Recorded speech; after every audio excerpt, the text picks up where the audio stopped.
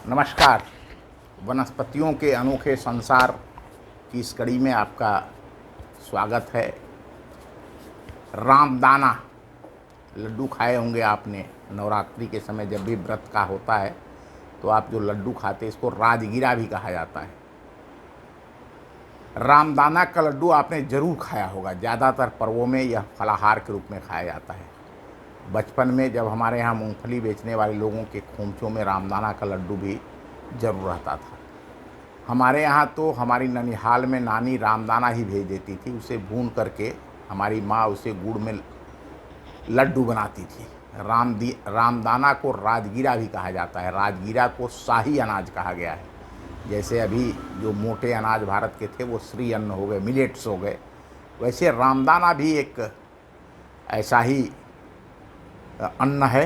रामदाना को अंग्रेजी में एमरेंथ कहते हैं। एमरेंथ शब्द संस्कृत से लिया गया है जिसका अर्थ है मृत्यु की संभावना को कम करना। इसकी खेती पूरे भारतवर्ष में की जा सकती है।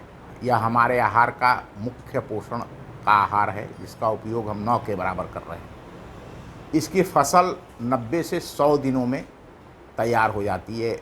रामदाना की फसल को बोने का बहुत अच्छा समय भी है अभी।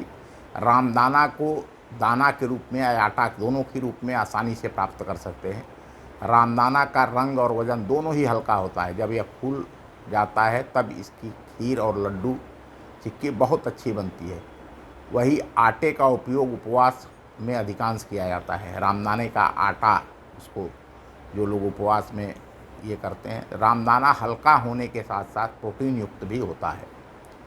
इसके अलावा इसमें डाइटरी फाइबर, मिनरल और आयरन, मैग्नीशियम, फास्फोरस, कॉपर, विशेषकर मैग्नीज पर्याप्त मात्रा में रहता है। रामदाना लाइसिन से भरपूर होता है और उसमें ज़रूरी एमिनो एसिड भी रहता है जो किसी भी सब्जी के प्रोटीन के स्रोत में मिलना मुश्किल है।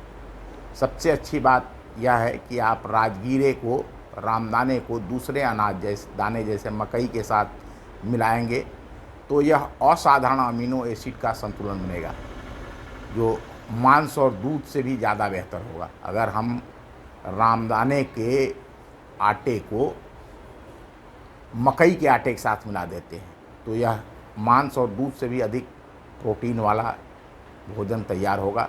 उपवास के दिनों में इसे खाया जाता है। रामदाना भी उगाने की आवश्यकता है।